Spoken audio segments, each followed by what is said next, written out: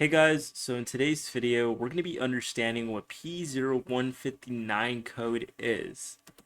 Now, what exactly does P0159 mean? Now, this is going to signal that the downstream oxygen sensor on bank 2 sensor 2 is responding slower than expected to changes in the exhaust gas mixture. Now, the ECM expects the sensor to rapidly switch between rich and lean conditions to accurately monitor emissions.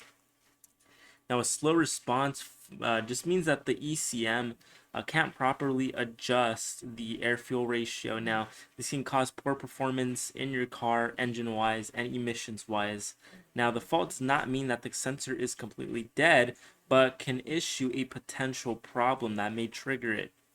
Now, proper diagnosis involves checking the sensor's response time and whatnot, and check for any exhaust-related issues or wiring. Now, the symptoms of P0159 is just going to be a check engine light illumination. You're going to have poor fuel economy due to bad air-fuel mixture, black smoke emitted from exhaust, delayed engine startup due to the fact that the sensor won't give you proper feedback, failed emissions tests resulting in improper exhaust gas control. Now, the common causes of P0159. Now, aging or faulty sensor can cause a P0159 due to the slow voltage that changes and the responsiveness. Exhaust leak near sensor. Now, this can, introduce inaccurate readings and delay its response. Any damage or corroded wiring, such as, brakes corroded or shorts, loose or dirty connectors, and even ECM software or hardware issues that may be delaying the process, causing the P0159 code.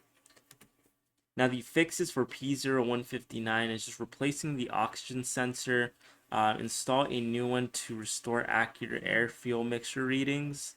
Next is repair any wiring or connectors. So going ahead and replacing the loose, dirty, or even corroded wiring could even help with that. Fix any exhaust leaks to prevent any false readings caused by unmetered air.